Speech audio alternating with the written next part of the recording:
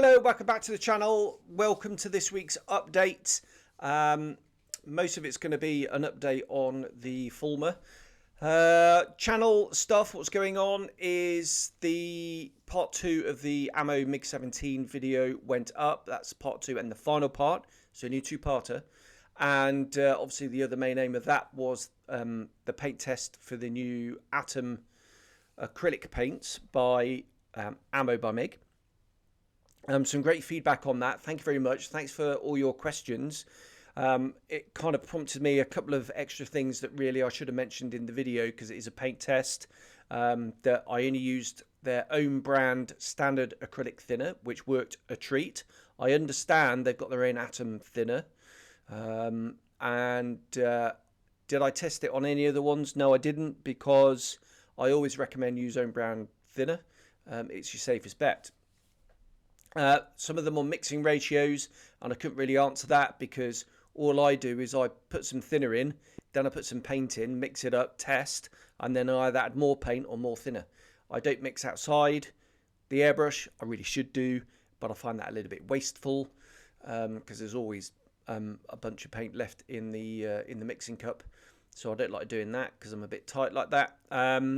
So I couldn't really answer that question, but I start off about 50-50 and then go from there. Someone else got his claws out, having a bit of a go about, I think he's reading between the lines, he thought I was a bit of a fanboy, which I am, but I'm a big supporter of Ammo of MiG, but claiming that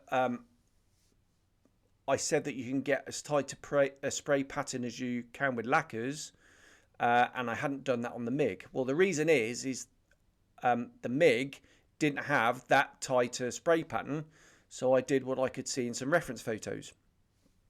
Can you... I hate it when journalists do that, ask themselves a question and then answer it. So I'm going to try and not do that. Right, you are able to do a finer spray pattern, which I proved to him, and I put it on my Facebook, and I'm going to put it up here now as well, so you can see the two types. So that is the Atom paint, and it is MRP, which is my go-to paint, because I prefer lacquers for speed and the way they spray, and blah. So in this case, with my airbrush, which is an Iwata HPCH, and my paint mixing ratios and my painting technique, I can spray a fine as MRP and guns and smear demarcation with the Atom paint. I can. In fact, arguably it's easier because the thinner is not as hot, and therefore I do find with lacquer-based paint, if you're a little bit slow with the airbrush or just hover pause a bit too long and too much comes out, then the lacquer can kind of melt the paint as it's going down, especially on a shiny surface. So obviously you don't get that with the acrylic paint because it's not as aggressive. The other thing that he had a chunter about was he listed all the tones, the RLM Luftwaffe Second World War tones, and had a moan that the colours weren't correct. Well, I've only got the RLM 66, and it's not as dark or as blue, and it lacks the kind of green tint. And yes, there is a green tint to RLM 66, a blue-green tint. So it's a warmer colour. The Atom one is a bit colder and a bit lighter, but, most people do washes, varnish coats and blah, which changes the tone of the paint anyway. And it's horses for courses. If you don't like it, don't buy it. No one's forcing you to. I actually, I think if you're an acrylic paint user, then you'd be a lot worse off by not using it. I think it's exceptional paint for acrylics.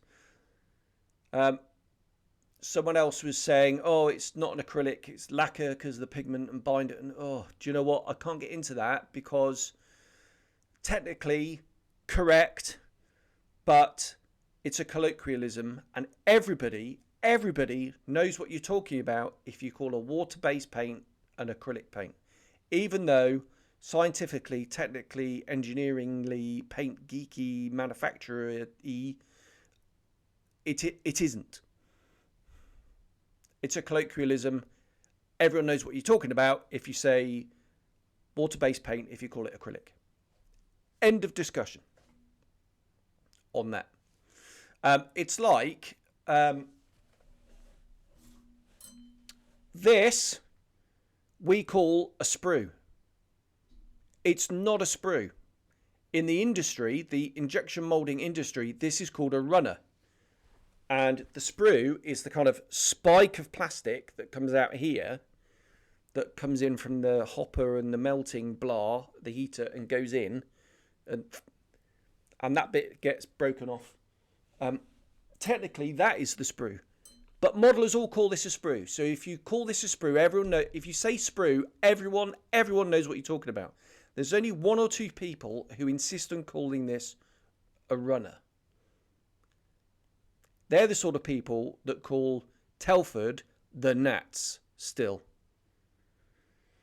Anyway, little rant aside. Right, everyone calls that a sprue apart from one or two people.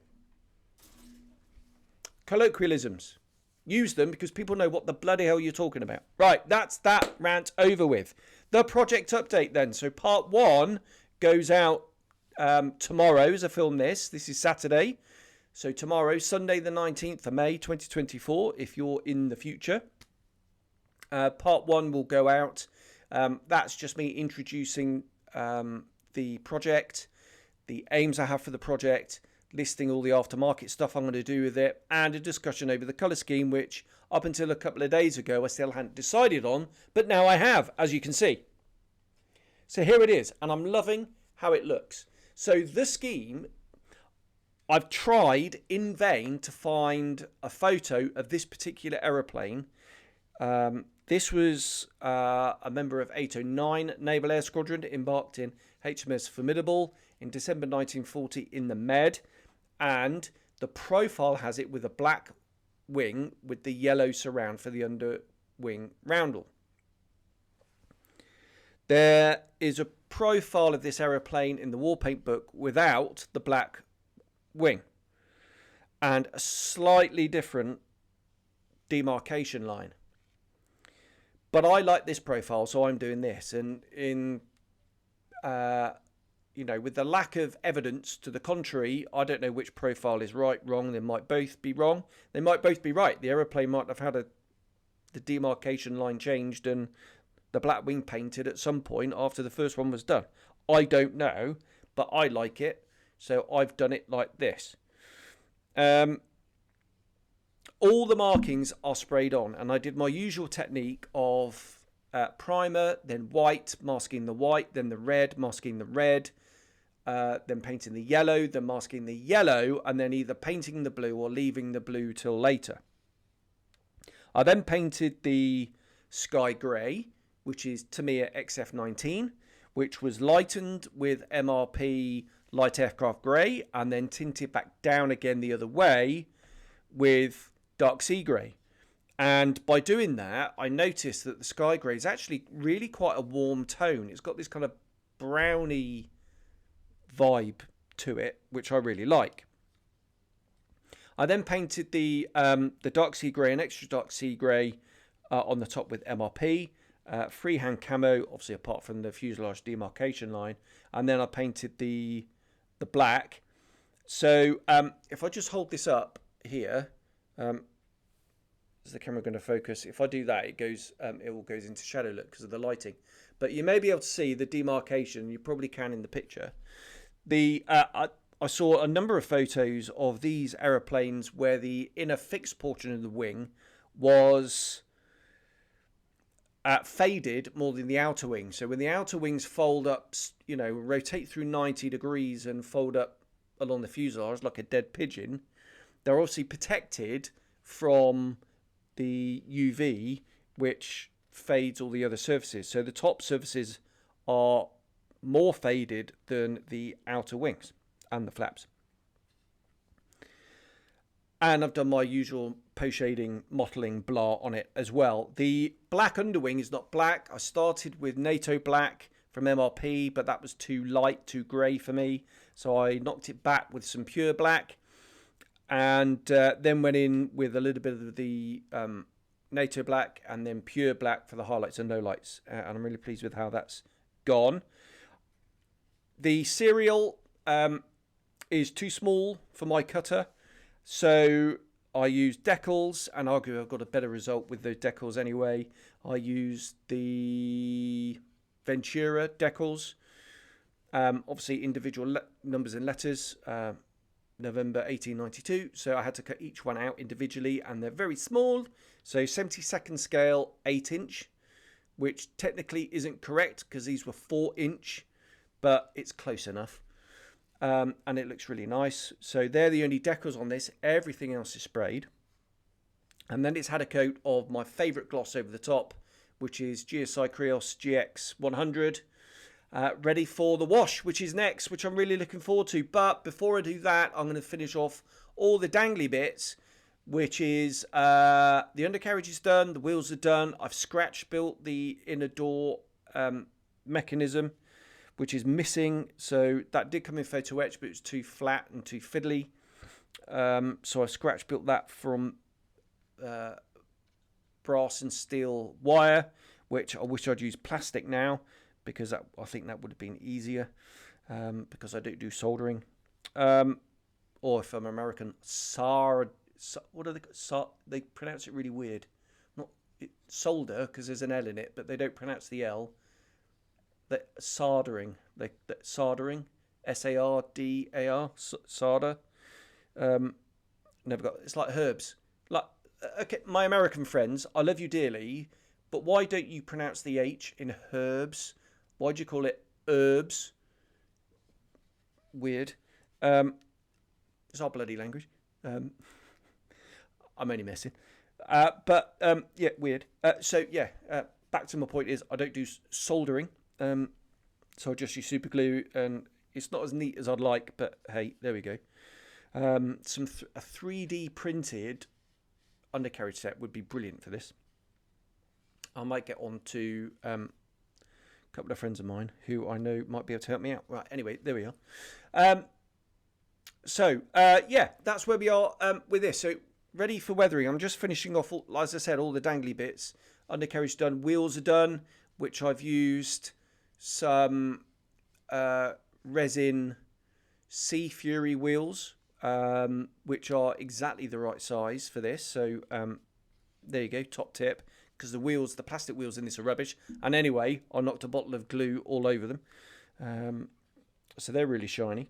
But yeah, there we go. Really, really pleased with how this has turned out. I'm loving this, and yeah, looking forward to getting on with the actual weathering. Yeah, the only other dangly bit that I've got to do now is the exhausts, and then everything else is ready pretty much. So there we are. That is that. Hopefully that'll be finished by next week, and I've got a load of editing to do. So I've got all the cockpit stuff to do, which is quite in depth because there's a whole load of scratch building in there. I've got then the construction, which is interesting with the way that they've molded the wings. A little bit of a rant on that, because I wish manufacturers would just paint the naval aeroplanes with the wings spread and either have a separate moulding with the wing folded, the breakdown, or do cut lines on the inside, please. So those of us who are not weird, who like their naval aeroplanes all spread, you can get a really nice, neat result. It's always a bit of a compromise, and it does my head in. So there you go, another rant. Lots of rants on this one, isn't there? I'm going to start ranting about my tennis elbow in a minute, because that's really hurting as well. There we are. So that's pretty much the end of it. Right, questions. I did say I was going to do another separate question one. I didn't get around to it. I'm going to do that now, actually. And so I don't know when that will come out. We shall see. But if you do have any other questions, just stick them in the comments below or in the comments of the video. I'll answer them with the tippy tappy, but I will include them in the video as well, and maybe I can expand on that a bit. Right, there we are. I'm going to leave it there. I'm going to get on and do the sludge wash and the Q&A video, and yeah, I'll see you on the next one. So cheers, bye-bye. Oh, I just wanted to say thank you very, very much from the bottom of my heart, and the two girls, thank you as well for the donations so far for the fundraising for WizKids. They're running, if you missed last week, they're running the London Marathon. They need to raise an awful lot of money, but it's for a charity which is close to their heart, because they've been personally affected. WizKids is a charity that deals with children and young people who are wheelchair users, and one of their best friends has got a horrible disease and is confined to a wheelchair. So it's a charity very close to their hearts, and they're doing all sorts of fundraising things, and anything we as a community can do to help for WizKids is very much appreciated. And thank you for some of the very generous donations so far. I'll leave a link in the description, but thanks very much. Okay, I really am going now, so cheers, bye-bye.